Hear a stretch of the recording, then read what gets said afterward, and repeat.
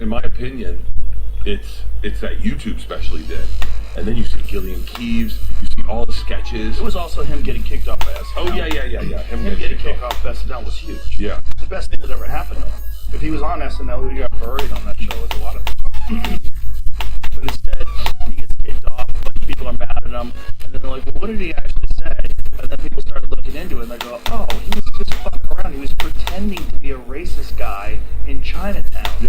That was the bit. Like, they were just talking shit on a podcast. And then he releases that special, and you go, oh, he's actually a great comic. Dude, his Special Olympics joke. And he's got so many good jokes. His Special Olympics joke, we were in the bus one time, and my cousin Andrew goes, does anyone know Shane Gillis? And I've known Shane for a while.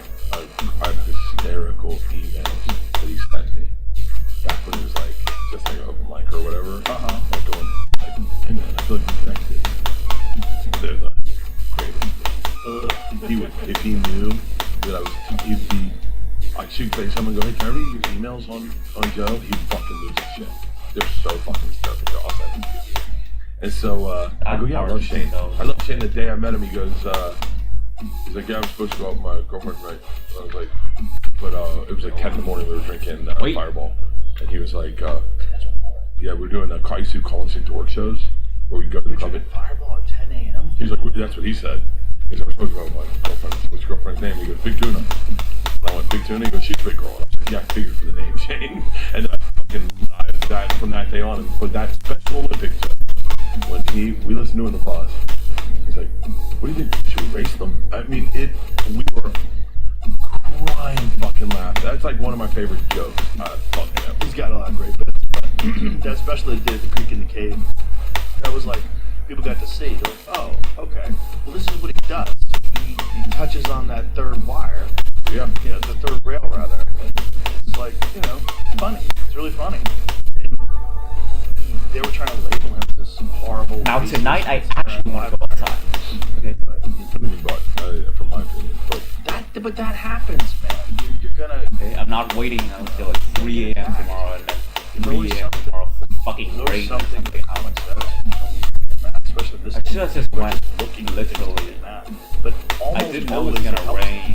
If they're so a good comic, fucking almost crazy always. with Like Tony Angelo, it blew him up. Like almost always when something happens, you get attacked. You start looking and go, actually this guy's really funny. And then they become a fan. Yeah. Because you're just getting so many more eyeballs. The people that are looking to hate you, they're going to hate you no matter what. But there's going to be a bunch of people that are all like, well, what's going on? And then they look into it. I mean, that happened to me during COVID. I gained 2 million followers in like a month. 2 million followers on Spotify in a month when they were trying to pull me off of Spotify. All these music artists were calling me a vaccine denier and removing their podcasts, removing their music. Like when Neil Young and Joni Mitchell, they publicly removed their music from Spotify because of my podcast. Are they back? Yeah. I don't know if Joni Mitchell is, but yeah, really much. I don't even think Neil Young actually owned his music, which was funny. I think it was just like a ploy. I mean, it's like, I think he probably believed a lot of things he was saying. He was just misinformed. He just didn't understand that I was actually talking to people that were legitimate scientists that turned out they were right. Now we know. Yeah. But back then, it was like, there was this hysteria about it, and a lot of people that were very skeptical started tuning in. And then the whole fucking CNN thing when it turned to green, like all that shit, that helped. I don't know if I could have, I'm not good. People always go, if they're talking about you, it's good. All press is good press. But anytime anything negative comes out about me, it fucking devastates me. I could not have gone through what you went through. I just don't read it. If you don't read it, how do you, because you come up in my news feed all the time. And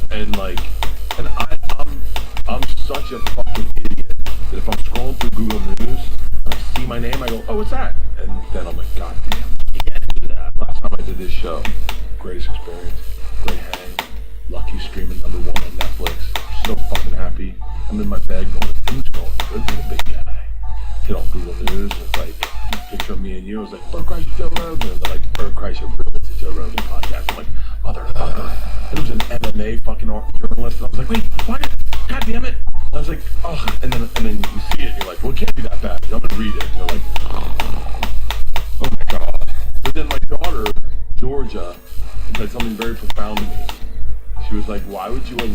I'm sure that guy will write that same article after this episode.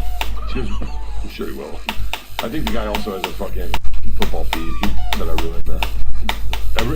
Anytime I do something, there's someone that says Bert Kreischer ruined it. And I'm the only one that reads it. And my daughter Georgia literally looked at me and goes, did you have fun with Joe? I'm like, yeah, I had a blast. I loved it. She's like, then fuck it. She goes, your experience is the one that matters the most. She goes, why would you allow someone to dictate your memory of an event? And I was like, who the fuck raised you? I don't know. If you were on the road, you probably raised yourself. That's why she's so wise. She had to form her own opinion. She had to read books? Yeah, she had to actually form her own opinion and think about things rationally, not them bother like you. Yeah, you can't pay attention because the vast majority of people live miserable lives. That's the Rose quote. Most men live lives of quiet desperation. There's a lot of people out there that are very, very sad, very unhappy, and looking to make something negative. They're always looking to be a critic, which is fine. That's their prerogative. But it's not. You don't have to read it. Well, I'm at the place now. Like I took Google News, I took off Google and everything off my phone because the series premiered and I didn't want to get good or bad. I was like, good, because you can't quantify the good. Like if you're gonna listen to the good, you gotta listen to the bad. And I was like, well, I don't want to hear the bad, so I just want to hear the good. And then Jamie and I were talking about this outside, but like you have a social media team who's posting like your claps, like they're posting like the nice articles. And I'm like, don't even post that, because like I don't even like, just stay out of it. Just if people like it, let them like it. And if let people have their own opinions. That's the best move. I don't have anybody that does that. I don't have any. You post all your own stuff on Instagram? Yeah, on Instagram, if I post it, it's from me. Really? Yeah, always. Yeah. And then there's the Joe Rogan Experience page that the staff does, but that is just a clip from the podcast. They take an interesting clip where someone says something, it's put up with no context, and it says, episode, blah, blah, blah. That's it. I try to do it as like natural and neutral. You like it, you don't like it. If you don't like it, don't listen to the next one. It's okay. So wait, what is the impetus for you to post something like when at what point do you decide to share your life? Well, I just feel like if there's something I think someone will think is interesting or something that I would like to see, if someone puts it on their feed, I'll put it in there every night. But I don't post that much. You don't? Because I don't read that much. I stay off. I don't think it's good for you. I think not only do I not think it's good for you, I think it's genuinely bad for you. And it gets in the way of all the other stuff that I like to do. I'm busy, man. I'm busy.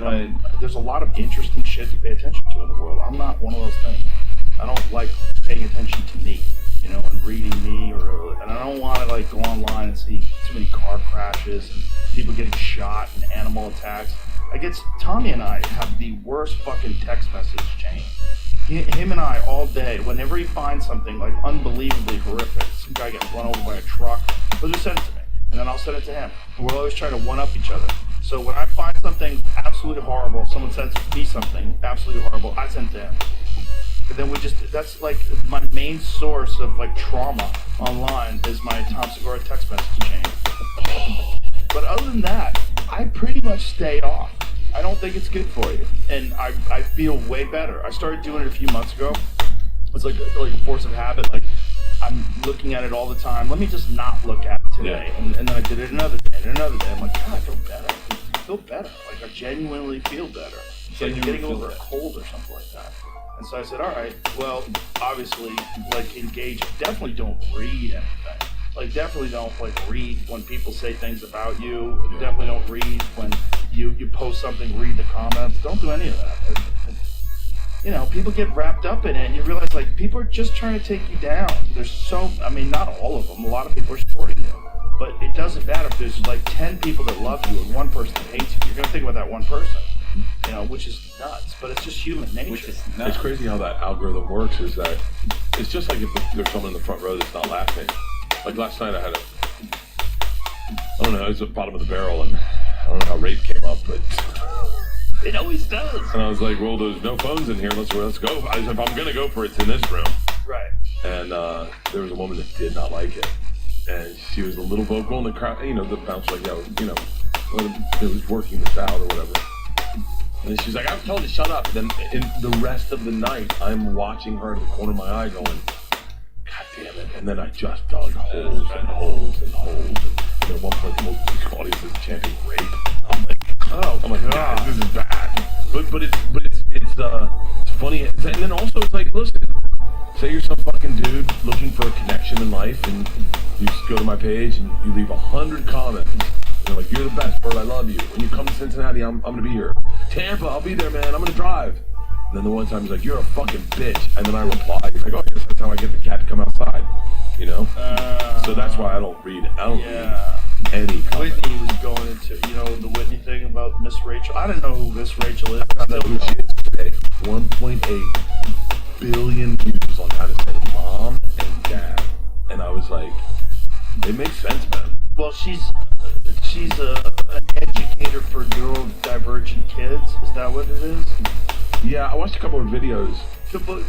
Pull up some videos of Miss Rachel, because after people were dragged, by the way, the worst fucking people were going after her. People that I know that are comedians that are just unbelievably shitty, dishonest, disingenuous human beings, bad faith communicators, people that just like completely distort anything about the person. Yeah. And it's just because she's successful. It's a giant part of it.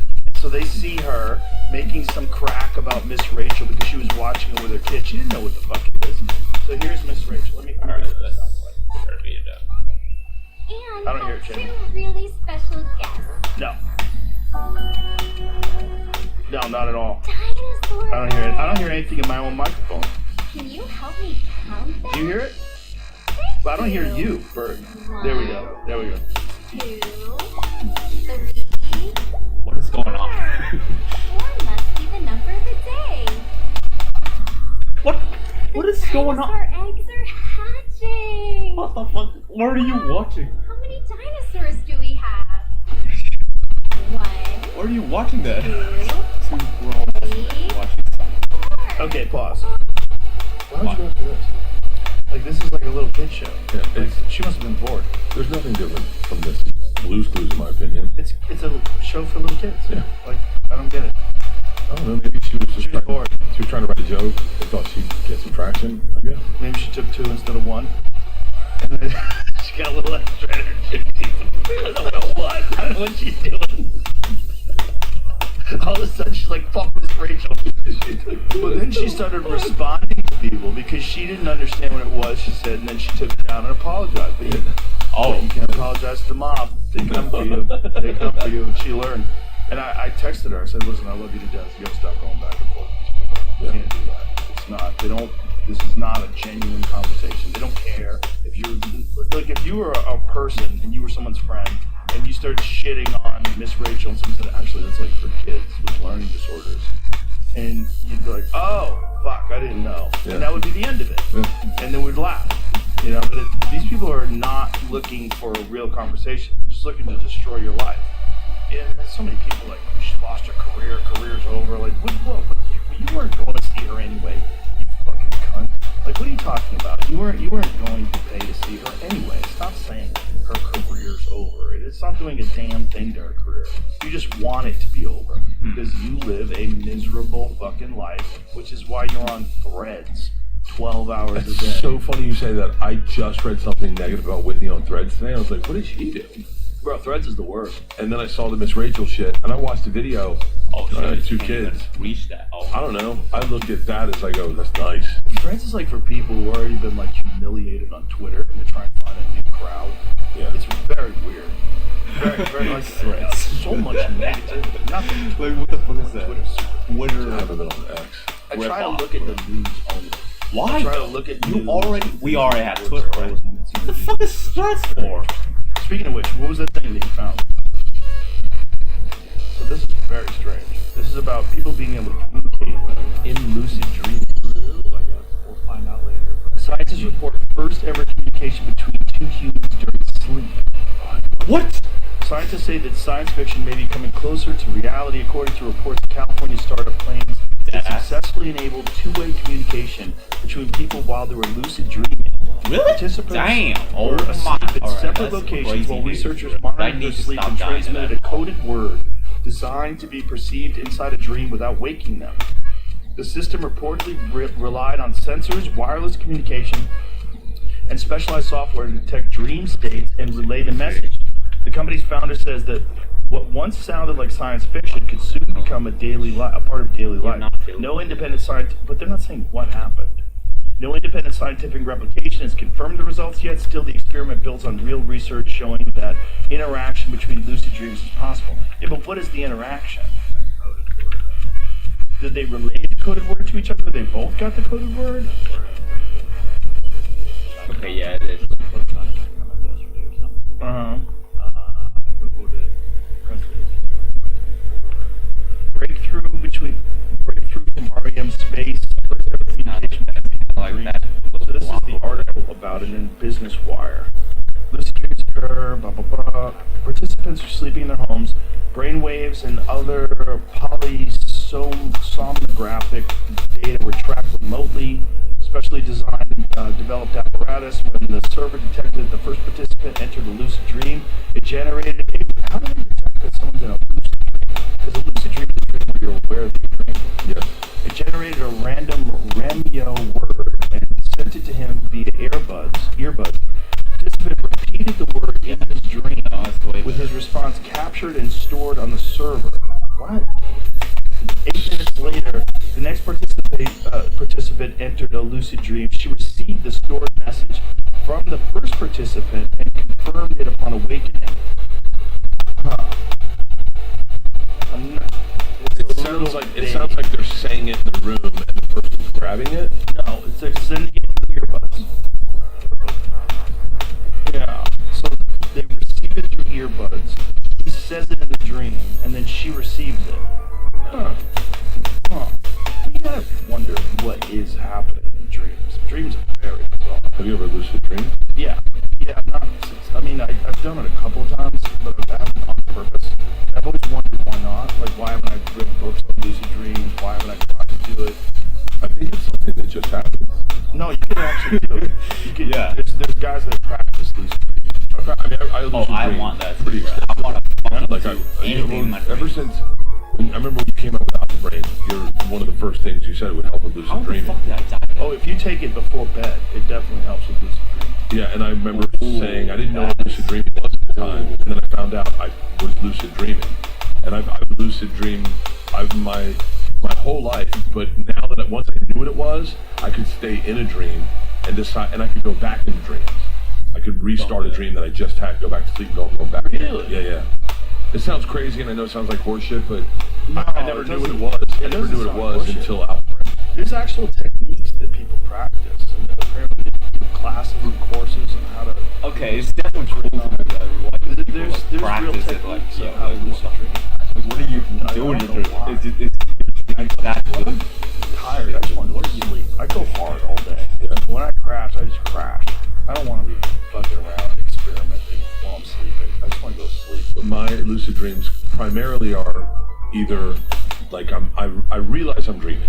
I go, I'm asleep, I'm dreaming. This isn't real. Oh shit, I'm in control. And then a lot of times it has to do with fucking. Like I'm like, oh, I don't have to put a condom on. This is great. This fucking, I can't bang all these fucking chicks in this room. And then one time I had a lucid dream where I was like, Yeah, I was already. I was I kind knew of I was expecting dreaming. I was that. outside. You I wanted had to to these lucid steps into like an old cottage. The reason why people in want like to one of those old Hollywood cottages. is And I was like, lustful ass shit. in my dream, I was like, oh, fuck your wife. How cool is that? And then I went to this cottage. Yeah, I know, I fucked my How wife. cool is that? I know, I could have fucked her in real life. And then, but a lot of my dreams back in the day, when I first started lucid dreaming, I would always decide to fly. And I remember I had one right after the first time I ever tried Alpha Brain.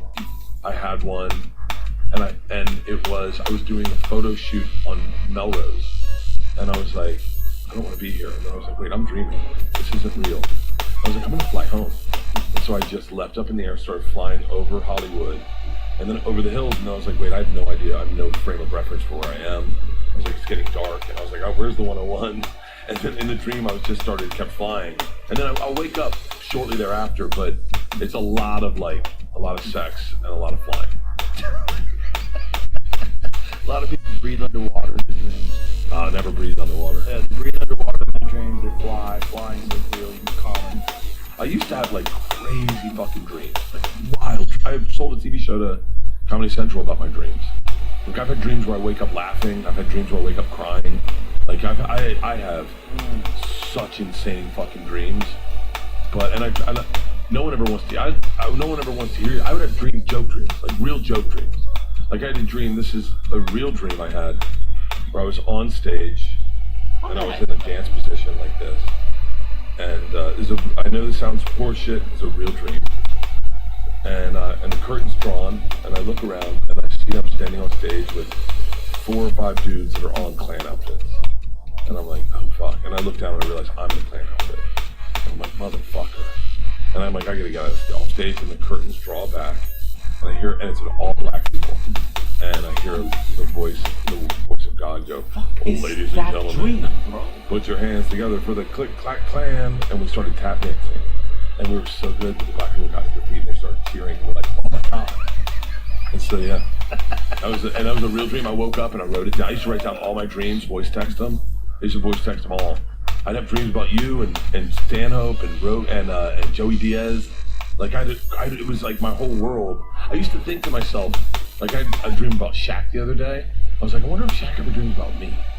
I bet he doesn't. I bet he doesn't. Who's someone you've had a dream about recently? I don't really have too many dreams about people, not people that I know. What are your dreams about? My dreams are weird. Like, let's dig into this. I had a dream that I came on the podcast I had to talk about because it was the absolute strangest, most realistic dream of my life. And it was a dream where I encountered these beings that were not human. And it was insanely realistic. They were very human-like. I think there was 4 of them. They were tall and thin, and they looked kind of... They didn't look human. Their heads were too big. Their eyes were too big. And I can't remember. I think they had teeth. I don't remember. But I remember they were joking with me. Like, they scared me, and they're like, just fucking around. Like, trying to get me comfortable with who they are. And they were communicating with me somehow or another through thoughts, and I was really freaked out because they seemed very, very real. It didn't seem like any other dream that I had, so much so that I woke up at like 3:30 in the morning and I just lay in bed for an hour trying to go back to sleep, and I couldn't go back to sleep. I was almost like, I'm not sleeping, I'm wide awake. Yeah. And so I went to the gym, and I just worked out at 4 in the morning, and I worked out for like 2 hours. And after it was over, I got in the sauna, did the whole thing, and then I came to work. I was like, I have to talk about this right away because it was so strange. It was one of the only dreams that I've ever had that did not feel at all like a dream. It felt like I was encountering someone or something that was trying to get me comfortable with the idea of encountering them. It wasn't like a dream. I was in the corridor of something that seemed like it was not like it was from here. It was like from somewhere else, but it was almost like it was very oddly lit. Like the walls were lit in a very strange way. But it was almost like it was this corridor, but it had a feeling almost like it was organic. Like it was alive, like it was a living thing. It was very fucking strange. What if that is something that you did, in fact, an experience that was taken out of your memory, and then it's stuck in your memory and you're dreaming about it? I mean, you could maybe all day long. And so my feeling was that I had, and this is, again, it clearly I was dreaming, right? So it clearly could have been just a dream. But what it felt like was that it was an actual encounter with intelligence that wasn't human. That's what it felt like. And it felt like these things were not us, and maybe they were what a human will be someday, because they were human-like, but they were very slender, they were very thin, and they were wearing these suits that were like almost like rash guards, like what surfers wear, but a strange fabric, like it looked weird. And it was the color of their skin, but it was clear that they were wearing something. It didn't appear that they had any genitals. They had no muscle tone at all. They were just oh my god, thin, don't do that. And please. They were communicating with me and looking at me, and they were close, like where you are right now. And I think, like I said, I think there was at least 3 of them. I think there was 4 of them. but I remember there was one that was going like joking and like joking around with me, like trying to scare me. Yeah. And then like, and it felt to me after they did it like, relax. Like, this is okay. Like, don't be freaked out. Whatever this is, don't be freaked out. And then I woke up. And when I woke, and then there was also this weird reptilian element of it. There was like a barrier. They had a barrier, and they were feeding, they were like pouring food to these things that almost like was letting me know the protection between you and this horrific danger that's out there in the world, in the universe, in life. It's very thin. It's very thin protection. There's not much protection. It was just like a barrier, like a simple barrier, like a fucking blockade they put to keep a crowd from passing through an area to let you know you're not supposed to go here. It's crazy crazy how much how long ago did you have this dream? A few months ago. But isn't it so wild that something that didn't happen can be locked in your memory, and then you're like, God, it affects you almost like it did. Well, now it's like a memory of my recollection of the memory, which is odd.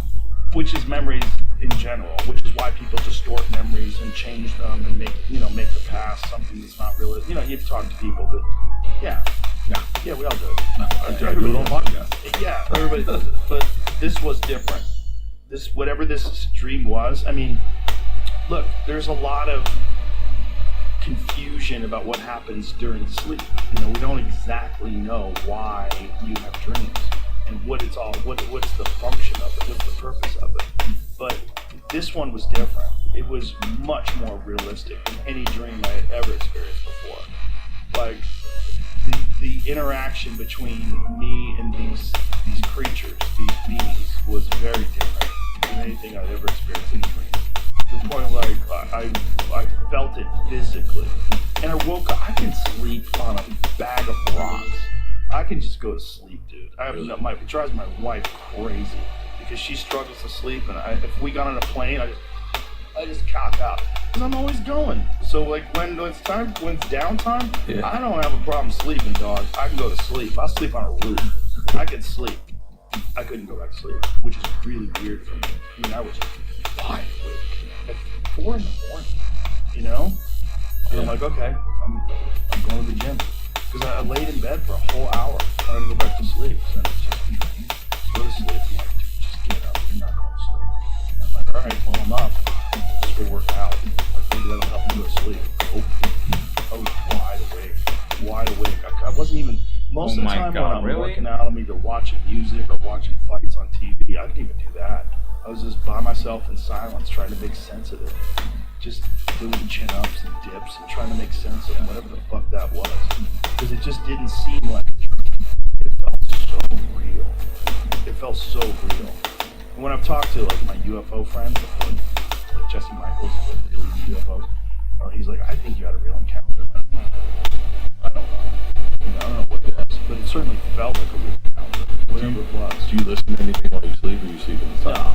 Oh, I listen to podcasts, so I'll have dreams. While you're sleeping? Always. That's always. so ridiculous. I listen to It's so unhealthy. I listen to a podcast about Rasputin last night. You ever see his dick? They have his dick pickled in a jar. Are you serious? He was just fingering chicks.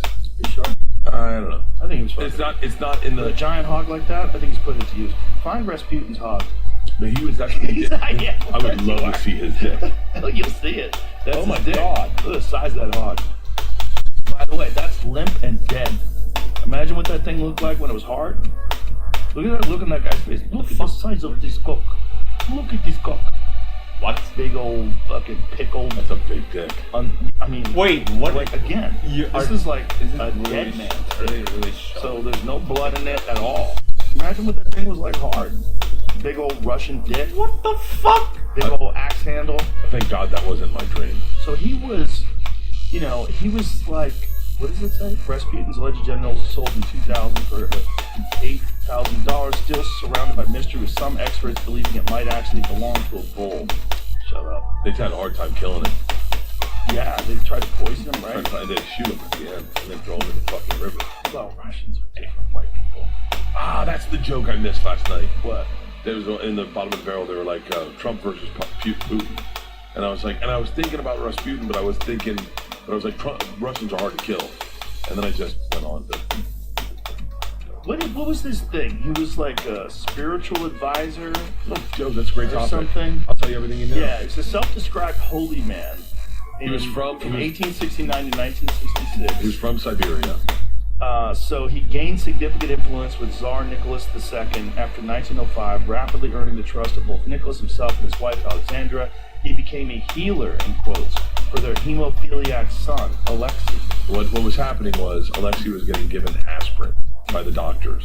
And Rasputin came in and was like, yo, get the doctars away from him. He was a hemophiliac, he had internal bleeding. And when they removed the aspirin, which is a blood thinner, the kid started to heal. And so the Tsarina said, he's magic. Even like at one point the kid was going to die and he wrote a letter and he said, tell your kid's going to be fine. I had a dream about it, but get the doctors out of there. And the doctors were always giving him aspirin, and that was what was injuring the kid. They're all the royalty at that time were hemophiliacs. What? Yeah, because of the inbreeding. That's why they didn't have chins, they had long noses, and they were all hemophiliacs. And so, but what's crazy is the Russian, so she loved Rasputin and would write letters to Rasputin that kind of sound a little sketchy. Rasputin. But then all of Russia started thinking, this healer has an into the Tsar and the Tsarina, so all of a sudden, this healer's running the country. What they didn't know, they couldn't tell anyone, our kid's a fucking hemophiliac. They couldn't tell anyone that, because then they looked weak. And so in a weird way, Rasputin got kind of thrown to the wolves, because they couldn't tell him why they needed him. That she wasn't fucking him, that their marriage was intact. How do you know she wasn't fucking with that big old giant dick? That guy was laying pipe. He might have been. He probably She wrote a letter that says, she wrote a letter in translation was like, kiss your cheek, Jack. Oh, yeah. Some shit, yeah. It was Catherine the Great that fucked a horse. I heard about that. Yeah. Didn't she die fucking a horse? I think so. I went to that barn. When I was in Russia, we went to that barn. Hello? Multiple generations in a row and give them ultimate power. They're gonna start fucking horses. I mean, what are you kind of like in that? What kind of weird world is that? You're born royal. You know what I'm watching again? Game of Thrones. Started it all from the beginning. Are you serious? Fucking amazing. We're on season 2 now. You with your family? Yeah. Okay. Me and my wife. It's so good, dude. We did it with the girls on vacation. Bro, whoever that dude is that played Joffrey, that guy should get all the awards. Yeah. He's so good. His transition from being like a shitty kid to an evil king is fucking amazing. The way he plays Joffrey is fucking incredible. Yeah. I forgot how good that show is. It's one of the greatest shows of all time. Nice. But you'll It's never so good. You'll never see him as anything other than Joffrey. That's a problem. Yeah, that's a problem for a lot of people that have like significant, like Kramer, like a couple things. This is the other thing. Do you know he wrote a book and didn't mention that in the book? Really? Yeah. That's interesting. Yeah, somebody read the book. One of the comics read the book. Is like, I'm waiting for that to come up because he never fucking brings it up. What's the title? A tell-all book, except for one thing. Except for the fucking biggest thing that's ever The happened. biggest thing that ever happened in my Not only life. that, it was the first cancellation, the first public cancellation.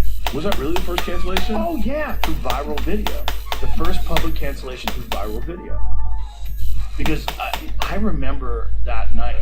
Because I think I was at the Improv, and then I came over to the store. I do remember that night. And Brett Ernst was at the store. He had just come over from the Laugh Factory. He goes, bro. He goes, I was just at the Laugh Factory. He goes, Kramer was off the rails. He goes, he went nuts. He got heckled. He started yelling the N-word at these fucking people in the audience. I go, no. He goes, dude, it was fucking crazy. He goes, he was bombing, and they were heckling him. And then he starts dropping N-bombs. I'm like, no way. He goes, I don't know what the fuck he was on. But he did a set at the store. He seemed a little speedy, a little elevated. And then left the store, bombed at the store, and went over to the Laugh Factory, and that was that night. He did. He was at the Improv the weekend before, and I was there. And he was doing stand-up, but he was doing a version of Kramer, a version of like crazy, and he fell on a glass and broke the glass and cut himself. But everyone laughed, and I think everyone was like, I think he's bleeding. But it was like really off. Well, he was doing really off stuff from the jump. Like he came to the store, I think he just decided to start doing stand-up because Seinfeld had been canceled for a long time. Want to start doing something again. And he started doing stand-up, but he didn't have any material. Yeah. He would just kind of fall down. It was weird. He would like pretend that something went wrong and like try to do the mic stand and slip and fall. It was very odd. Let's find Which out. is also my theory that I've been telling everybody about Chevy Chase. Ooh, Okay. I'd love to hear this. So everybody is talking about what a terrible person Chevy Chase is, and you know, there's all these videos that come out of him screaming at people and being mean, and you know. I saw one with Bill Murray, Rodney Dangerfield, and him, where it's like that right when they're promoting Caddyshack. Yeah, And he just yells at some other guy, right? Some other guy that's on the set. I keep And doing this that. is my take on I it. keep- I want you to pull up the like a compilation of Chevy Chase's pratfalls. Okay, Chevy Chase has to be in constant pain. Has to be. He has to be in constant pain, and almost 100% has CTE. Chevy Chase used to throw himself down flights of stairs. He used to throw himself off the stage into chairs and tables. He used to like slip, go flying through the air, land on his head. The most ridiculous pratfall.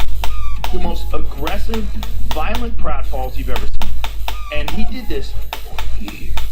For years. Like he was in a car crash multiple times a week for years. Wow. Yeah.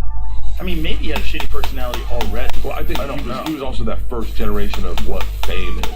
Like, he was the most famous person to ever come off SNL ever. Like, his walking off SNL was like, get ready for a movie star. And I don't think we'll ever, I won't ever understand the level of fame he had At the time. Like, yeah. like his fame was like, and this is also, I mean, like, look, I love Burt Reynolds. But Steve Martin was super famous too, and he's not a cunt. No. You know what I mean? It's like, I don't think that's it. I want you to see these videos. Just, you know, I know there's a compilation because I've seen it. I just typed it in, and the video that pops up only has like 4 minutes of No, I know. There's a bunch. Gerald Ford. That was Gerald Ford fell, right? So he would, yeah, because Gerald Ford down. was kind of like Biden. He would fall all the time. So here it is. Dude, look at that. You know how hard he falls there? Look, go back and watch that again. Watch how hard he falls when he does this. This is him doing this Christmas, whatever. The Christmas thing that you just showed. You can find it. Okay, watch this. Watch him fall. Boom! Head first. With the tree, falls down, barely stops his fall. Chevy Chase worst wrestling moments from Saturday Night Live. Like, this is him just stumbling around. This is nothing. But there's videos of him Why did I go so high up there? fall. Okay, obviously that chair's gonna break.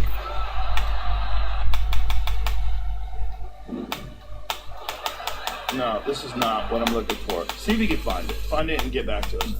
But I know there's videos of him, like, literally, like, flying off stage, landing on his back, Dude, slipping, legs up just- in the air, just landing that on his ladder. head. Yeah. I had to fall off a ladder Reset for a camera. TV show one time. They're like, we need you to fall. And they had a crash pad. You get 4 steps up a ladder, you're high as fuck. Well, even if you have a crash pad, your head is wobbling around, right? So Yeah. your brain is sloshing around from the impact. Yeah. This is one of the things that people don't realize. Like, football players get brain damage from getting hit in the chest.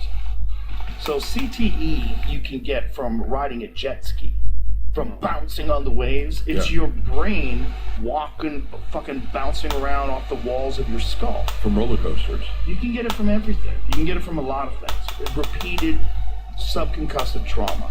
But he fell and landed on his fucking head. Yeah. And if you find the video that's a compilation, there's a compilation of people like the worst falls of Chevy Chase. And it's crazy. Really? And he did this for years. That was his thing. Slip and fall, slip and fall, slip and fall. And tons of coke. All those things. So slip and fall, allegedly, tons of coke. Allegedly. Allegedly. I mean, I don't know. I mean, I read some books. yeah, but the book on... Do you know what happened when Bill Murray was here? When he was Tired? Yeah. About Yeah. I love that book. So when he read Wired, so the guy who wrote Wired was Bob Woodward. Bob Woodward was the guy that was involved in Watergate. He was the naval intelligence officer who became a journalist, and his first ever assignment was to take down the president, which is very suspicious. Like Tucker Carlson told me the whole story behind it. I was like, what? The people that broke in were all FBI. The whole thing was a setup. It was to set Nixon up. And they already gotten rid of Spiro Agnew, who was his VP.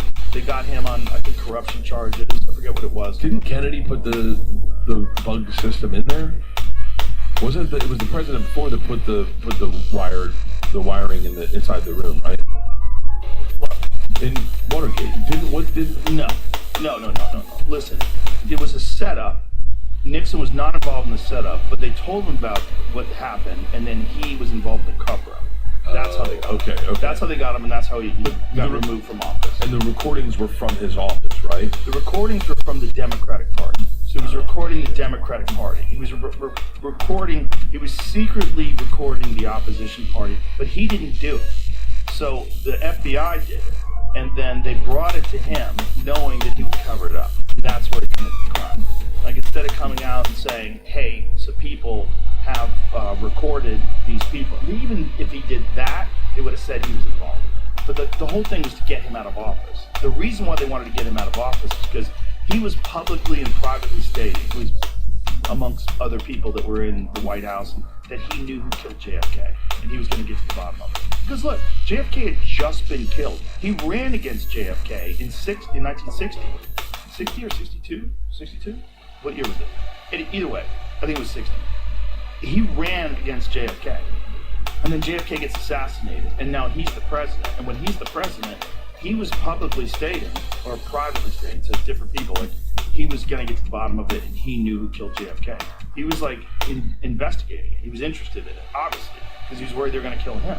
So then they set him up, and they removed him from office. And they put Gerald Ford in as his VP. Gerald Ford was also on the Warren Commission.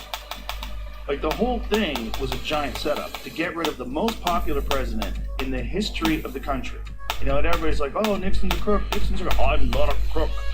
That was all, like, this gigantic propaganda PR campaign to remove Nixon from office. It was all a deep state operation. Wow. Nixon won the presidency, like, the widest margin of anybody in history. He was the most popular president in history. And in today's days, we think of Nixon as being a crook and a scumbag. But he didn't even do it. He was just involved in the cover-up when they brought it to him. It was like, what is he going to do? He's running for president, again, to re-election. And they're saying, you know, hey, these guys, they busted these guys from recording. Cover it up. And so that's how they got him. And what was his post-presidency like? So what do you mean? Let me finish. Oh, sorry. So, before I go any further. So, Bill Murray's here, and he said read the first couple pages of Wired. And he goes, he put it down, he goes, oh my God, they framed Nixon. That was the first thing that he said. He said, because the version that Bob Woodward told of John Belushi, his very good friend, was so wildly off. He goes, that time where John did that speedball and died was probably the only time where he ever did that. He goes, he was a total lightweight. He would have a couple of drinks and he'd be drunk. He wasn't a guy who did drugs all the time. He goes, it was all bullshit. Are you serious? Yes. Yes. Do you realize, like, guys like Chris Farley literally idolized John Belushi because of books like Wired? Exactly.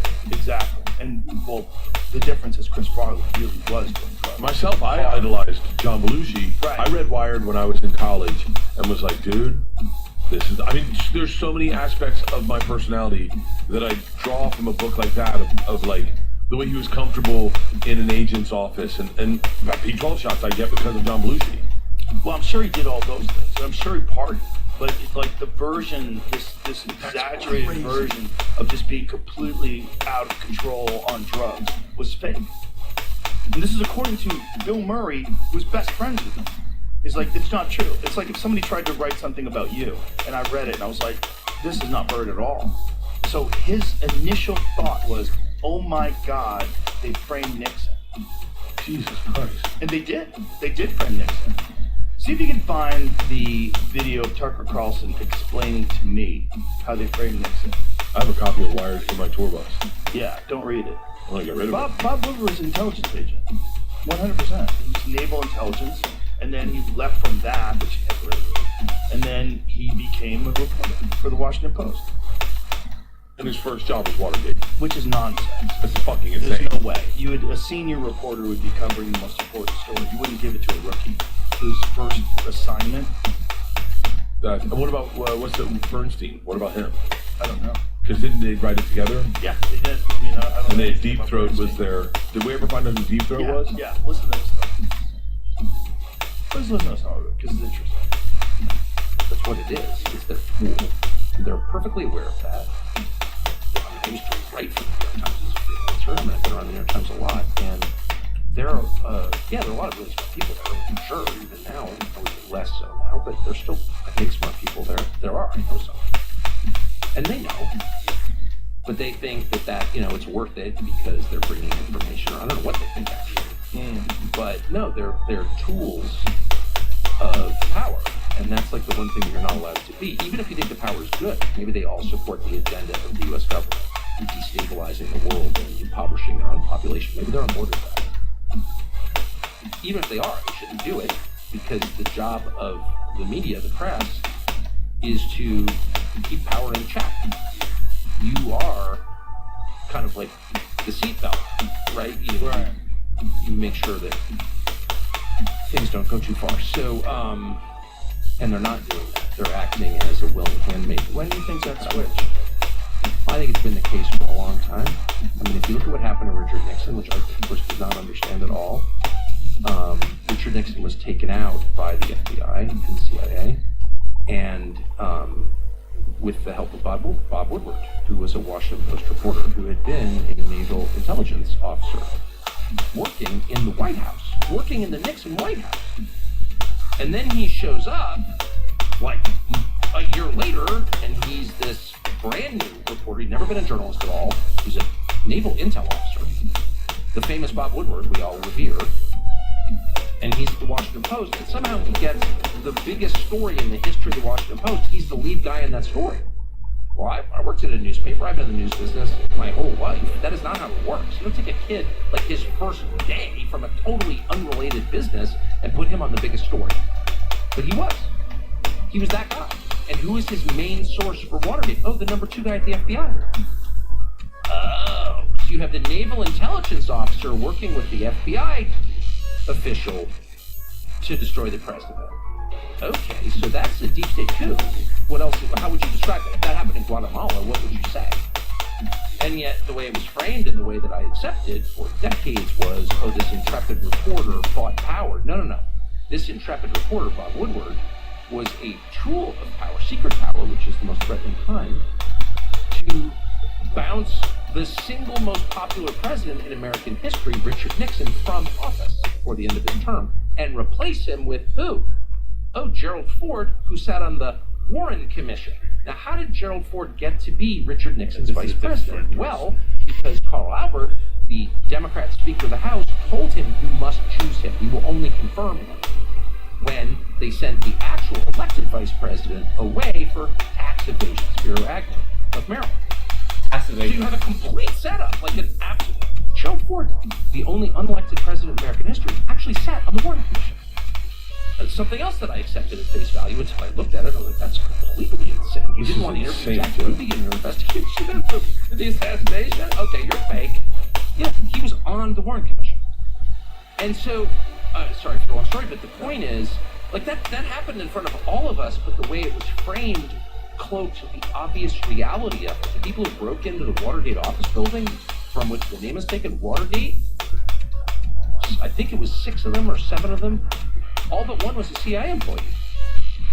That's real. It's like, look it up on Google. So the whole thing, Richard Nixon was elected by more votes than any president in American history in the 1972 election. He was the most popular by votes, which is the only way we can really measure popularity. He's the most popular president in his re-election campaign, and 2 years later he's gone. Undone by a naval intel officer, the number 2 guy at the FBI, and a bunch of CIA employees. You tell me what that is. Those are the facts. Those are not disputed facts. That's not crackpot shit. That's just, we'll look it up. So why did they want to get rid of Nixon? There are a lot of theories on that. I mean, first of all, we don't need to know motive to know what happened. They, meaning unelected federal employees, got rid of Richard Nixon, which is the most anti-democratic way to make a leadership change that there is. Okay? I should just say this, I actually kind of believe in democracy. Obviously, it's not working well. Obviously, it's ending globally. There will never be another liberal democracy, unfortunately. But I'm attached to it because I was born here. I really believe in it, and it's better than any other system. So that's why I'm pissed. What was their motive? There are a lot of theories on this. There's amazing conversations on tape between Richard Nixon, when he was still president, it was in 1973, and I think it was Richard Helms, the head of the CIA. No, I may fuck that up, but it was the head of the CIA. I think it was Helms. And Nixon says, "I know why they killed Jack Kennedy." So Nixon was a student of history, obviously a flawed and complicated person, but very, very smart person. And he was really interested in why this guy who'd been president, just one president before him, was murdered. And he didn't think it was a lone gunman who was mysteriously assassinated 2 days later by another lone gunman. Like, it's so obviously bullshit. And he knew that. And he said to the CIA director, who, and you can listen to the tape, it's on the internet, is totally silent on this question. So I think there was the impression, I don't think I know, that Nixon understood that the bureaucracy was really in control of the country. It wasn't elected officials. And that's a massive threat. Because it's true. That's good. So, Dude, Yeah. that's all media. Yeah. All media takes their slant and their angle and decides they're going to dictate it their way, as opposed to I don't even know. I don't even know of a journalist that. I mean, no one. There's no one that sits objectively and watches anything anymore. No, not in mainstream media. No, You absolutely. saw what not. they did with the photo of that kid who got shot, that Preddy guy who got shot in Minneapolis. MSNBC doctored his photo and made him better looking, fixed his teeth, squared his jaw, gave him a tan.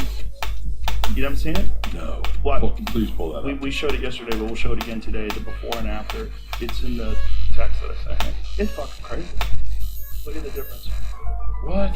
Yeah, it's him on the left, he looks like Ari's brother. On the right, he looks like some fucking handsome CrossFitter. Like, look at the difference. Look at the teeth. Look at the nose. They shrunk his nose. They widened his jaw. They shrunk his chin. That's crazy. They decided he was too ugly to be sympathetic towards. So then, man, this kind of bums me out. I always kind of had hopes up that if I turned on the news, I'd hear some objective rant or some objectiveness of anything, but there's none. Yeah, you got to go independent. You got to go to Glenn Greenwald, Michael Schellenberger, and people like that. That's why you got to go to independent journalists. They're the only ones that are going to give you the real deal. People that are connected to giant corporations, that their jobs to distribute the news, they're not going to give you. They're going to give you a narrative that's approved. Who was Deep Throat? Because Deep Throat was exposed. They did eventually expose Deep Throat, and it's even more shocking when you find out who Deep Throat was. I saw the movie. That's good. That's about sucking cock. That was a good one. Well, the That was name my Deep insight. Throat was because it nods to the movie. Oh, for real? Yeah, the movie came out first. Deep Throat was W. Mark Felt, the #2 official of the FBI during Watergate, who secretly provided key information to Washington Post reporter Bob Woodward. So the FBI was involved in the break-in. The #2 official at the FBI was the guy who was providing information under the name Deep Throat. So the FBI did it. They did the whole thing. Is that your phone? Yeah, I'm an old man, Chuck. I'm an old man. FBI. The FBI. He's that FBI too many times. Who's calling you when it's on Do Not Disturb? It might be the FBI. Spam risk. Answer. No. Why is it? I don't understand. You put it I on put on Do Not Disturb. I have no idea, Joe. I'm old. They're hacking it. Fuck, they probably do. That's a weird ring, though. That's an old man choice. Because my wife doesn't answer her fucking phone, so I turned her ring to that, so she changed my ring to that. We're two old fucking people. So then what's the fix? How do I trust anyone? You have to trust independent news. Independent media that's not connected to any corporation. Because as soon as you're connected to a corporation, you're connected to advertisers. As soon as you're connected to advertisers, a giant percentage of advertisers on television, pharmaceutical drug companies, major corporations. So you have things that you're not allowed to touch.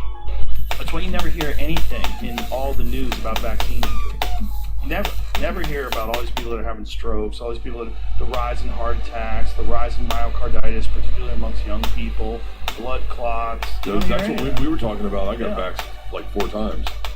Like boosters from Johnson Johnson. And that's the first thing they say when they start looking at blood cuts. They're like, "Do you get vaccinated?" And I was like, "Yeah, 4 times." Even doctors like, "Fighting me, do it 4 times." Yeah, well, I don't know why you did that. Because you had to get in the goddamn concert. But you didn't have to have 4 of them to get in the concert. I did. The first one was real early. Like I got it when you got canceled for getting it. They're like, just Mexican people, and I just went in with a mask on, like, hola. I got a fucking shot in East LA. Had to go shoot a movie. Oh wow. They're like, do not show your fucking face. And I was like, I won't. Why not show your face? Because it was back when it was like just That- was it not needy workers? What was it called? Remember the first round of Support workers? It was like people you need in the country, you know. Right. And so Essential workers. Yeah. And then I was shooting a movie, so they got me a pass to get it. Oh, so you got it when you weren't supposed to get it? Yeah, way early. Way early. Interesting. And then I got it. I had to get it again in Serbia. For a movie? And that's when They made you get it again? again. Yeah. And then I got it when I came home, and then I got it one That more time. ass. Told me how to do it. You had to get boosted. Oh my God. Series. Yeah, It's that like, makes what sense. doesn't make sense? Why? Meanwhile, he had COVID, he recovered. He had COVID when we were all doing those concerts, when me and Chappelle and him and a bunch of other guys were doing those pandemic concerts. He got COVID. So there was no reason for him to get boosted. I got boosted 4 times. I got COVID 11 times. Like what? I mean, it's like fucking. So crazy. It's crazy. When I had COVID when I was shooting Free Bird, Jeez. I gave it to a bunch of people. They were like, "You got a cough," and I was like, "It's fine." Do you want to get tested? I was like, "No, I'm not getting tested." It's like my wife asked me to wear a condom. I was like, "We're good, guys." And then I gave it to one of the dudes, I think. And the dude was wearing a mask. He was the only one that got it. Shout out to my buddy. Well, he probably had gotten boosted or stuff. I should tell everyone to watch Freebird on Netflix. I should say that. Keep going. Can I tell you something I'm obsessed with? And I've been dying to talk to you about. So like, I've been watching a lot of UFC lately, and I want your perspective because I'm thinking of this globally. Like, Jordan. They compare Jordan and LeBron James, right? Right. And they compare Tom Brady to Joe Montana. And the big argument they always say is, well, you know, Tom Brady couldn't play in the league Joe Montana played in because the rules were different. They got fucked up left and right? Okay. And like they would get concussions and there was no roughing the passer. You could hit the quarterback late, all that shit. Right. Well, what about UFC? Because like how would say, and I don't mean slanderous, I'm just curious. Okay. Someone like Tank Abbott or Dan Severinsen or Royce Gracie, how would they fare against, say, the fighters that are fighting today? Well, it really all depends on whether or not I think Tank Abbott would do really well. I think Tank Abbott would do really well because the heavyweight what division is is the that? most shallow division. Like, would he do really well against the guys like Cyril Gane or Tom Aspinall? Probably not. But he didn't do really well against guys like Maury Smith. You know, the real elite strikers of the day. But Tank Abbott was a fucking huge man. I mean, he was an enormous, powerful guy who had ridiculous knockout power, and he would brawl. And anybody who brawled, like look at Derek Lewis. Derek Lewis has the most knockouts in the history of the UFC. And he's not like the most highly skilled guy in the sport. He's just a really big, powerful guy who has unbelievable knockout power. And he's still relatively successful even today. I mean, he has the most knockouts in the history of the heavyweight division. But Tank Abbott would still fuck a lot of people up in the lower ranks of the heavyweight division. Dan Severn would still take a lot of people down and beat their asses because he was an elite wrestler. Like those kind of skills, Mark Coleman would take a lot of people down and beat their asses. Those skills that they have, like the elite wrestlers and the really powerful punchers, they would always do well. Royce Gracie, first of all, if he was fighting in the UFC, he would be fighting without a gi. So that would be different, right? So he relied on the gi a lot because he would get a hold of guys and they would grab the gi, like instinctively. And like, great. Like that's what he wanted. And then once he went to the ground, I mean, it was like a man and a child. Like his jiu-jitsu was so good. And for the time, no one even knew jiu-jitsu. So he was a black belt against white belts, and he was just tapping out everybody. Nobody had a chance. In this day and age, that's just not the case. I'm like, okay, Chris I'm Gracie expanding still, my vision right now. if he was alive today, it's actually not super alive. crazy right If now. he was alive today, Because he's I competing just today. If he was a young moved man a little competing today, bit he would still give backwards, hell to okay? a lot of people. So I in can an see a appropriate lot weight right class now. I don't know if if it this went will to the be ground better. because his jiu-jitsu is so Let's see. good. His striking was always a means to an end. Okay, now His fix it. striking, I need to he would focus. go at a distance, he'd kick at your legs, but his whole thing was about closing the distance, getting you to the ground, strangling you, getting you an arm bar, tapping you out a triangle, jiu-jitsu. So he was a pure jiu-jitsu fighter. And if it went to the ground today, he would still give real problems to a lot of fighters because he was that good. He was that good on the ground. Yeah. And today, with the difference in training partners, he Focusing needed on that. something Yeah. else. I'm reading this book by That is fucked Wright up. Thompson. You know that dude? That hooks your He wrote Pappy Land. Like, He's talking about Jordan in this book and how at 50 Jordan had a hard time like going to the next phase of his life. He still was like, what if I put him on? What if I want to Right. go, you know? Of course, he's a champion. And It happens with fighters too. Oh, yeah. I mean, you go back to Shannon Sharp, and he's doing better now financially than he ever did, but I bet he traded all of his. Yeah, it's the glory of sport. It's like there's nothing else like those highs. Yeah. Those highs, especially for a fighter. When you're like Justin Gaethje this weekend, who beat Paddy Oh my Pimblett. God. Crazy fight. That guy, when it was over, the happiness that he had, the smile on his face, he was so. I mean, it was just a high, like nothing else in life. It's hard for those guys to put that away. It's hard for those guys to let that go. Yeah. And their identity is completely wrapped around the fact that they're an elite fighter. How did you not have your identity about your career? Because I know you pretty well, and you never really, like, it's tough to disconnect your identity to your career or your dreams to your hopes. Which I think fighters, it's Look easy at to that. Look at understand, how close athletes, it it's is. easy to understand. But I think it happens with comedians and actors and even podcasters to say, how did you not do that? Well, I don't know. I recognize the pitfalls, but I also recognize that at the end of the day, you're just a human being. And I think, man, I've said this a million times, and I'm sorry I have to repeat it, but I think brutal workouts are what center me. It's the one thing that centers me more than anything in life. Because I do to myself, I humble myself all the time. Like I break myself down all the time. So that like when life comes or like all that other stuff seems like something I do, it's fun, it's great, but I'm just me. I'm just a human being. I'm me in the 10th round when I want to quit and the bell goes off and I know I have to hit the bag for 3 more minutes. You know, like I know who I am. Like I don't need my career to tell me who I am. And I have enough fucking money that I could just sail off into the sunset. Bye-bye. Do you think you will? No, wow, I like this. It's fun. I thought about it. I've thought about a bunch of things, doing different things. If I had multiple lives, I would live a bunch of different lives. Oh, tell me about one. I'd be a professional pool player. That's what I would like to do. Yeah, I'd like to go on a tour, play professional pool. If I just had like a year to really practice, I think I could do it. It's just, there's no way. There's no money, there's no time, so I just have to like keep that one in my head as a hobby and make sure I don't get too addicted to it, you know? My problem is I get addicted to things and then I just like obsess on them and then the weird part of my brain that focuses obsessively on things, it would just overcome all the rest of my life and it would just be this one thing that I think of. I allow that in bursts. Like I allow that, like when I was getting ready for my comedy special, my live special, that was my whole life. I didn't think about anything else other than doing that set. Like when I go hunting, I don't think about anything else other than getting in shape, shooting perfect arrows, getting ready to hunt. I allow myself these brief moments of obsession, but I have to be careful. I have to be careful with my brain. Your brain's fascinating. I wish I listened to you more. Like when we were younger, you said stuff that I just was like, that's not right. Like what?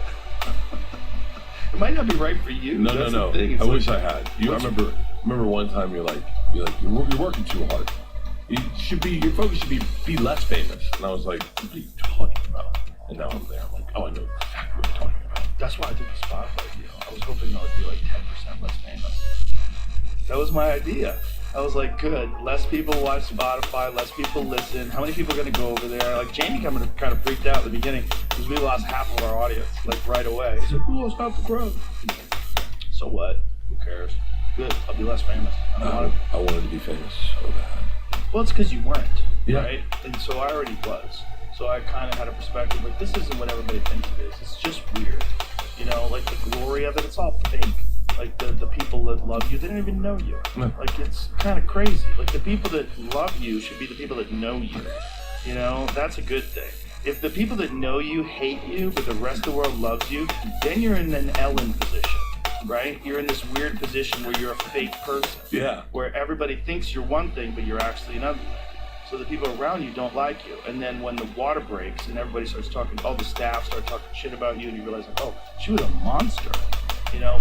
So I think I had the benefit of having something to realize, like, oh, this is not.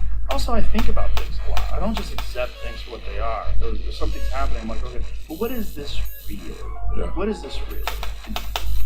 You did listen a little, because I remember that one time I called you when you were on a motorcycle in Vietnam, and I was like, bro, you gotta quit that job. And you're like, what? And I was like, you're a funny comic, man. You're a funny dude. You're great on podcasts. You don't need to do this. Like, the world's changed. This is holding you back. Thank God. Thank God. You know, it's like I always say, like, thank God I had the right people in my life at the right times. Because there's so much about, like, I'll tell you, like, you know, with the blood clot thing, they said, you know, I never, every time I got sober, it was always to, like, just prove I could get sober for a month, you know? Right. And just be like, I'll take a break, get healthy, get no blood work, I'm back at it. This is the first time I've ever looked at it like I never looked at how often I was disrespectful to my health. Like, how often I was like get in the airport and be like drinking at 6 in the morning, like, fuck it, you know? And then I go, and now that I'm forced to fly sober, I get in the airport and I go, I'll have egg whites. Egg whites, you need the yolk. No, you can't have too much iron for blood thinners. Yeah, so this whole fucking thing's a nightmare. But they said sober for 6 months, and then I had a really interesting conversation with my trainer and with Is that Leanne right, or is over that this wrong? conversation. And they were like, you know what's so funny is they don't see my lifestyle's partying and everything is disrespectful to my health because I work out, because I get blood work, because I'm sober for everyone. They were saying it's disrespectful to people that just stay online and scroll and don't live their life. That's what's disrespectful. Well, how so? Like if you're just like, you come home and you lock into video games and you don't go out, and you don't really connect with people, and then you wake up and you scroll for 3 hours, and then you light a cigarette and you go to work and you come home and you play video games, you're not living your life. And they're like, Leanne was saying the other day, she's like, you know, don't look like, get excited to start drinking again, but make sure that you can measure that, you know? Get excited to start drinking again is a wild thing to say. Oh, I'm But looking how forward. is it disrespectful to people that are watching? No. I meant, you know, people that aren't living. Like, people that are leaving comments and like shitting on girls skateboarding, going, you should wear a bra, or like guys that aren't living their life, not spending their time out with family and living their life. So what's disrespectful to them? I'm You lost. said it's disrespectful to No, them? they're disrespecting their own life by not living. Okay. By not getting in the gym, not Right. going out, not going and having dinner with your So wife. how is your life, you disrespecting your health, doing anything with them? No. I think I was just two parallels. Like, Oh. I was looking at health, thinking in hindsight, like how many times I just, you know, burned the candle at both ends. Didn't think like how fragile life actually is. Oh, You yeah. know? Well, you're very durable, unfortunately. That's part of the problem, is you were able to do that and show no bad health markers. Like, you were drinking all the time. Yeah. You got your blood work done, your liver's fine. You're like, look at this, it's great. Like, I remember you were super nervous, like when you first started getting blood work, but then you're like, it turns out it's fine. Yeah. Yeah, you have great genetics, you know? But I think now I go, man, I'm like, my grandfather died at 53, and I'm 53. And then you start seeing people die, and you're like, shit, man. Yeah. Like, this blood clot scared the fuck out of me because people die from this. They die from it. It's not. Yeah. It's no joke. And then you're like, well, fuck, that was just me flying. Did they make you do a D-dimer test? No. So a D-dimer test is when they test your body for clots, for microclots. So apparently a lot of people that got a ton of boosters they have microclots. And this is one of the things, there was a Canadian doctor that was one of the first guys to get canceled for saying that the vaccine was causing clots. because he was one of the first guys that was doing a D-dimer test on all of his patients, and he found out that his vaccinated patients, the vast majority of them, were having these microclots all throughout their system. And it was being caused, in his opinion, by the vaccine. And boy, eventually his business wound up getting burnt to the ground. He lost his medical license, he lost his practice. It was a crazy story. And he was right.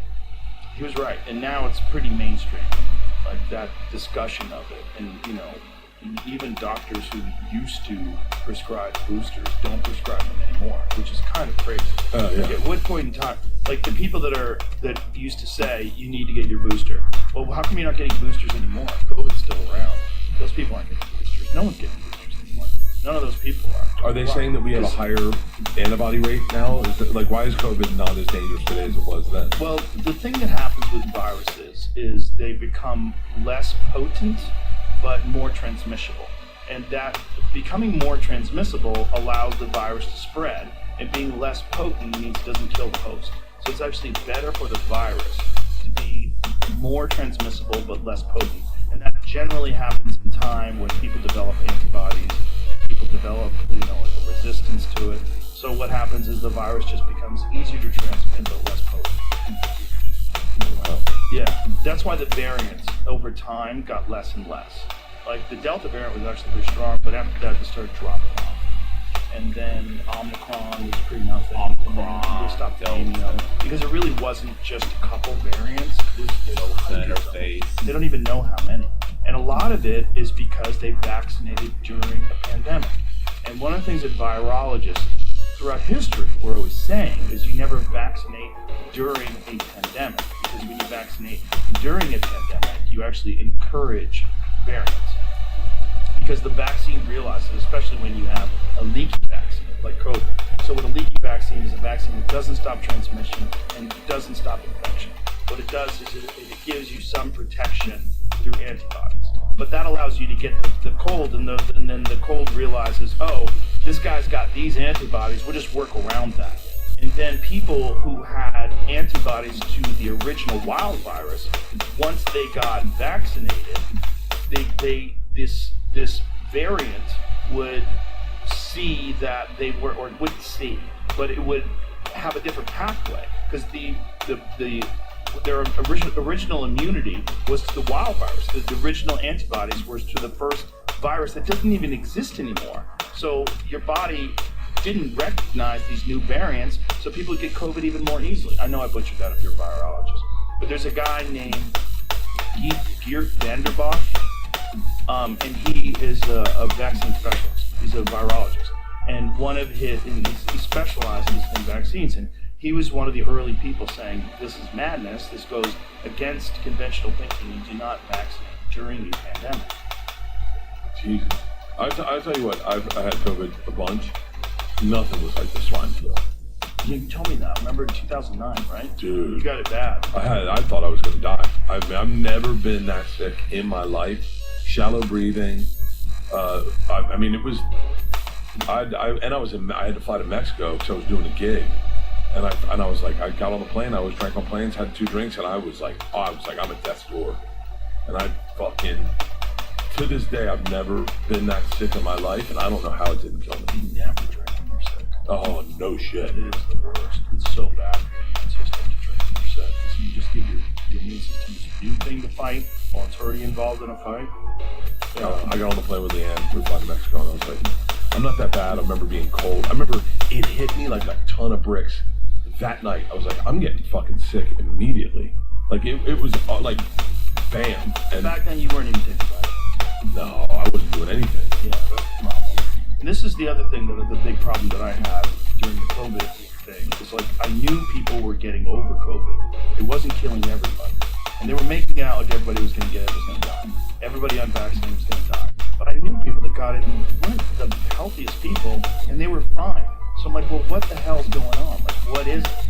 And how come nobody's talking about vitamins? Nobody's talking about the impact that vitamins have on your immune system, which is well documented. And then if you brought it up, you're a conspiracy theorist. You're a crazy person. But and everyone an listened. anti-vaxxer. Because you brought up, I'll never forget the day you brought up vitamin D. Yeah. And I went to Rite Aid that day to get vitamin D, and it was gone. I mean, it was like it had been looted. There was no vitamin D to be found. And it was like, I think it was like D3 or something. Mm-hmm. And, D3 and K2. and they were The two of them gone. together. And I was with magnesium, like this, the move, D3, K2, and magnesium all together. Do you know what's so funny? I have rosacea on my cheeks. Because I just got it. You get it when you're older sometimes. And the cure is ivermectin. They were like, you can all ivermectin. And I was like, I said, you mean horse tranquilizer? Horse paste. Horse paste? Yeah, horse dewormer. Yeah. Like what CNN called it. But it's so great. It was the first thing. They're like, have you ever heard of ivermectin? And I was like, I'm friends with Joe Rogan. Are you kidding me? Don't put me on CNN. They'll make me purple. Yeah, well, the crazy thing about that CNN thing is I mentioned a bunch of other things that I took. All of them were very effective. Yeah. There wasn't one thing that I mentioned. I mentioned IV vitamins. I took IV NAD, IV vitamins, and then the big one was monoclonal antibodies. And monoclonal antibodies, they made it really hard for people to get after that. Because people were just saying, oh, I just need to get monoclonal antibodies and I'm better. Bro, I shipped monoclonal. We were using a telemedicine nurse. And it was a part of a nationwide service that you could send people a nurse, and they would go deliver monoclonal antibodies and IV vitamins. And the IV vitamins thing, it always existed, but the monoclonal antibodies, they added to it once COVID came. And I can't tell you how many people that I sent nurses to, people that I didn't even know. People that were friends of friends, my mom's friend, and I'd say, give me the address, tell me who they are, and I'll send it to them. And I paid for all of it. And I did it to like at least 100 people. No bullshit. Really? At least 100 people. Yeah, actors who were like super liberal. I didn't out any of them. They would send me a DM, hey man, I got COVID, what should I do? And I said, where are you? Tell me where you live. I'm gonna have someone sent to you. And I just send someone to them. And then they'd come back and thank me. Very few of them ever thanked me publicly, but a lot of them got the service. And a lot of people that weren't famous people, just like my friend's mom or my uncle or my cousin, someone got COVID, they're doing really bad. I'm like, tell me where they are. And I did it, I'm not lying, I did it to like 100 people. I spent a lot of money. How much would something like that cost? Thousands of dollars. For real? Yeah. I did it for people I didn't know. I did it for people I had never met. I did it for people that were famous that I never met. I just said it was easier to me for just to send them to them. Leanne was the first person to get COVID in our house. And I used to have a joke about it. She had COVID and she gave me a hand job, and I didn't get it. I was like, that's how intimate our hand jobs are. That's hilarious. And she got it, and I remember I called you and you were like, get her the NAD, you gave me the whole fucking list. And we got it, she got over it right away. We ended up right away, and we're like, cool, we can go skiing. No. And then we all got it. We all not got it. ready yet. Georgia gave it to me, and she goes, I remember Georgia gave it to me, and I remember we were sitting at the dinner table that night at our ski place, and she was like, started crying. I go, baby, don't cry. It's fine. Listen, it's totally fine. She was like, you're high risk. You gotta think of it as like, it's over, the bad part's over, but now your body's in recovery. So you can't go skiing or do anything crazy. I went skiing. I remember skiing that first day with COVID, thinking, it's just me. The mountain was empty. I was like, it's just me. I don't really have it. I'm fine. I tested negative. I remember I tested negative, and I was like, I'm just hungover from last night.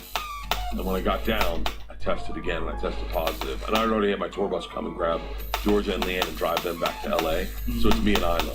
And Isla was like, I only got it because I stayed up late one night drinking and playing pool until like 5 o'clock in the morning with my friend John Shaw. I remember you telling me that. You're like, it's more, you said you were more run down. That's why you got it. I was exhausted.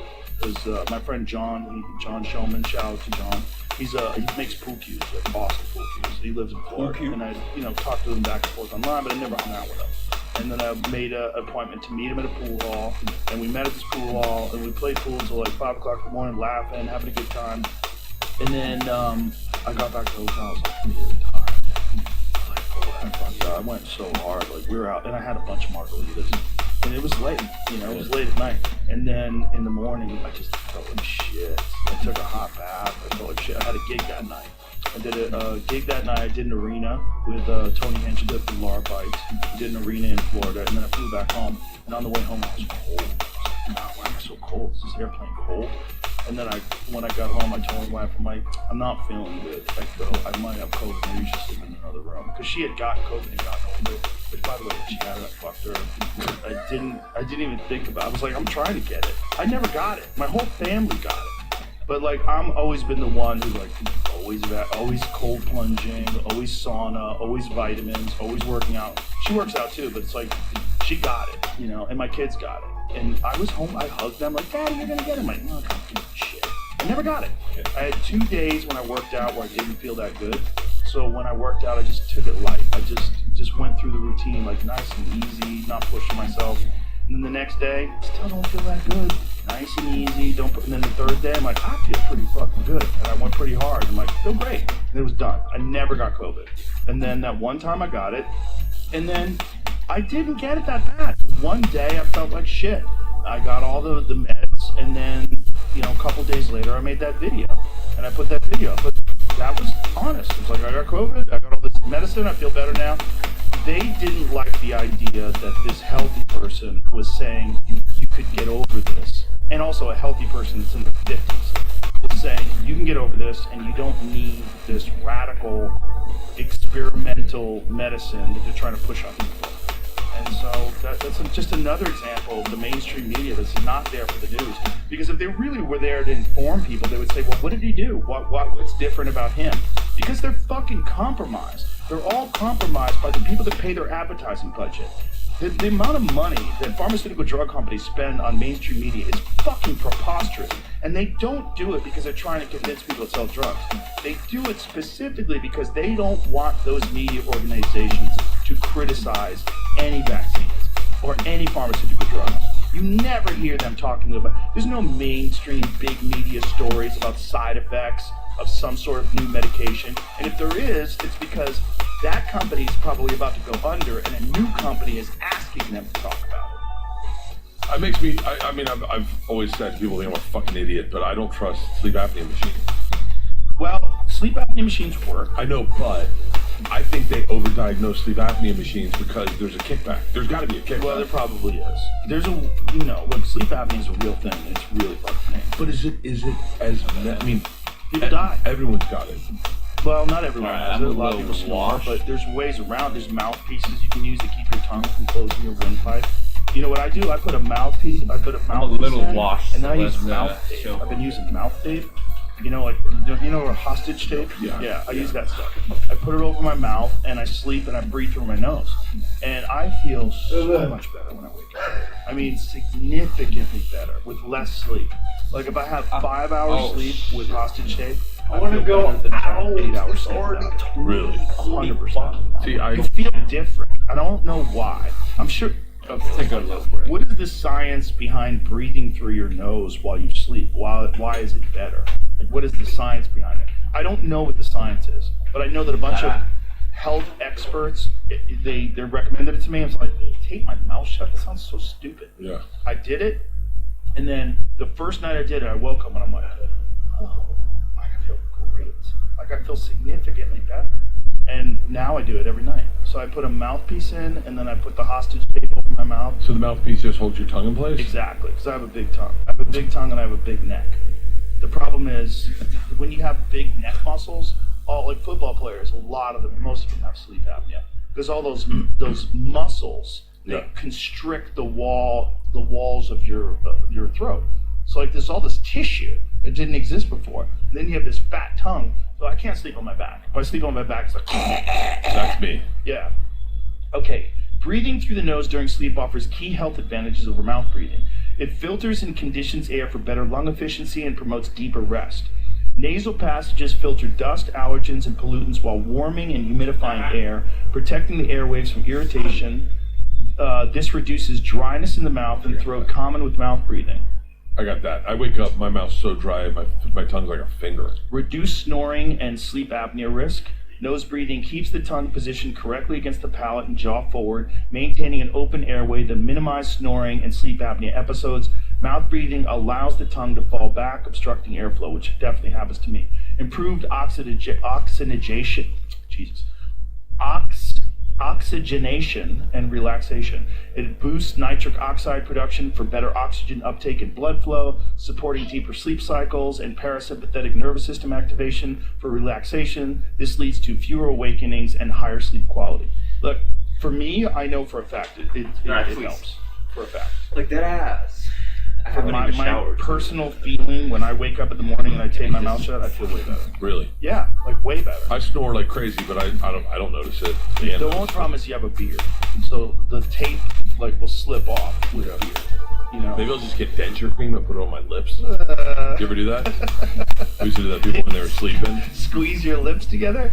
But how do you open them then? Oh, you can't. Oh, When people would pass out in How our do you- fraternity house, we put denture cream on their lips. Oh. And then they wake up like, that's fucking terrible. That's terrible. So wait, I'm still kind of stuck. I'm still stuck on this concept that with corporate money, we lose not as much freedom of speech as freedom of opinion. Well, you lose objective reality from people that are supposed to be giving you information, right? So they're not giving you reality. What they're giving you is a filtered narrative that has been promoted by major corporations that have a vested interest in profiting off of this narrative being pushed forward. Like, if you don't get the vaccine, you're gonna die, right? Yeah. That was a big one. And that was why they attacked me. Why they attacked me is because, like, I showed that there's something different. Like, oh, look at this healthy guy who's in his 50s that's really obsessed with health, works out every day, and look how quick he got over COVID. This isn't this thing that we're pretending it is. Yeah. We're pretending it's the plague. It's not. It's like a bad flu. And again, for me, it was like, and look, I've done this, like I said, I did it for a lot of people, but just IV vitamins. I've sent people to people. I did it for Bill Burr. Bill Burr was here and he was sick and he was coughing. And this is like long after the pandemic. It's like 2024. And he was doing a show and I came to visit him. I was like, I can't get over this cold. I go, listen to me. I go, I'm going to give you this number. I'm going to give you these people. You're going to get a hold of them and schedule an IV mega dose vitamin trip. You want high doses of vitamin B. You want high doses of D. You want high doses of C and zinc. You want all those things together, and I guarantee you, you're going to be fine. So he was sick for weeks. He couldn't get over this fucking cough. He calls me like a day later. He goes, dude, I can't fucking believe how good I feel. He goes, Dr. Joe Rogan, I'm calling you every time I have a problem with this again. And look, I did the same thing for Dana White. When Dana White had COVID, he threw some eucalyptus on the rocks in the sauna and he couldn't smell it. And he goes, oh my God, I got COVID. He goes, the first thing I did is call Joe Rogan. He called me up and I said, I'll set you up. We're going to get you monoclonal antibodies. We're going to get you this. We're going to get you that. Boom. One day later, he's back. That's the reality. It's like your body needs tools to let your immune system function. I was nervous. That's it. Optimal. And one of the best tools is nutrients. Vitamin D is amazing for your immune system. And it's not just a vitamin, it's a hormone. And it's a hormone that we don't get because we're not in the sun enough. That's where the best way to get vitamin D is sunlight. The second best way is supplementation. And it's really easy. You just take vitamin D supplements, take it with K2, which makes it absorb better, and I take it also, again, with magnesium. And do that, and I also took zinc with ionophore, quercetin. So I take zinc with quercetin aids in the zinc absorption in your body. I take all these different things. But I'm on the ball. I know what I'm doing. Yeah. But they didn't say that. They said he's taking horse dewormer because they were trying to shame me and they were trying to make it look like I was a fool and they were trying to turn all these people that were terrified about dying from this plague against me. Is that what's happening? I mean, I'm a little obsessed lately, at like the money behind podcasting and podcasting kind of changing. Like podcasting has gotten a little more corporate, where I feel. I don't know if you see it. In what way? Well, it's like, I looked at the Golden Globes and who was nominated, and those were all, I think they're all, corporate podcasts. Yeah, let me help with that. So here's the thing. Like, a lot of people say, why wasn't Joe Rogan nominated for the Golden Globes? And like, why did Amy Poehler? I didn't submit. So they asked me to submit to be nominated for the Golden Globes, and you had to pay $500. And the $500 is like for paperwork or whatever. I said, no. I go, I don't care. I already won. Like, you can't tell me I didn't win. I've been number 1 for 6 years in a row. All of a sudden, you're gonna have a contest in front of all these people wearing tuxedos, and you're gonna say, now I'm not number 1? Like, fuck off. Yeah. You can't. Like, I don't care that I'm number 1, but I am, in fact, number 1. So if all of a sudden you have a contest to decide who's really number 1 amongst us, like, that's amongst you. You're allowed to have your opinion. You like Amy Poehler better than me? That's great. Oh, that's I don't so care. fucking funny, Joe. Do you know how many people have been like ride or die for you? Like the fact that Joe Rogan didn't win, the fact that, and I've heard that so much that it's so funny you just didn't submit. Yeah, they asked me to. Yeah, I was like one of like 6 candidates. If they took the top people, they basically just took the top people of the charts. But which, you know, it's fine. First of all, Amy Poehler's podcast is pretty good. I haven't seen it. It's pretty good. I'm sure it's good. It won. Yeah, I'm sure someone must love it. It's If really it good. sucked, they would give it to someone else, right? Dax is really good. Like Yeah. there's some great I don't podcasts know out who there. was even nominated. I don't even know who was in. I just know that Amy Poehler won, and a lot of people were upset. But she did a podcast for 6 months and she won. Great, you gave it to a famous person, which, you know, in that world, that's what they do. They give it to a person that like is gonna look. You give it to Amy Poehler amongst their circles, it's not gonna have any criticism. But there's a lot of really good fucking podcasts. There's some great I ones. don't know if amongst her group, if I listened to all of them, I would decide that hers is number 1. But I just know that I didn't submit. I don't want to be a part of that. I don't care. You're just a group of people that just decide all of a sudden that you're going to give an award out. You got to get a trophy. Fuck off. Dude. Okay. Like, so when we did the show, and everyone's like, are you looking for season 2? Yay! Obviously, that'd be great. But you know what I said to Leanne the day after it came out? I said, I think I already won.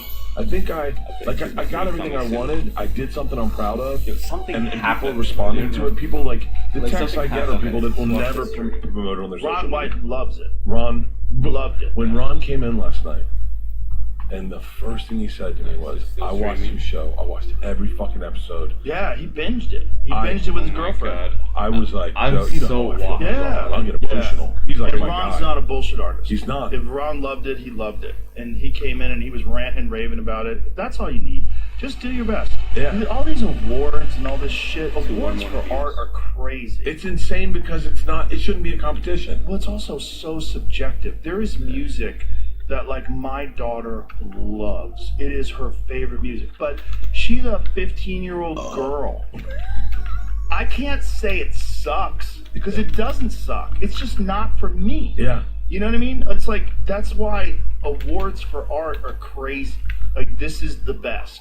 Like, to who? To a group of fucking people that we deem the gatekeepers of all that's appropriate? Like, So when did you come? Because you know, I'm always fascinated by you. When did you care about ratings when you were on news radio? oh, no. Well, news radio thing was hilarious. Finishing levels. Because that's one that I can say for people that haven't watched it. I would say binge that show. It was such an amazing piece of art. We would say, Yeah. but always and respectfully, always in the losing category. Like never.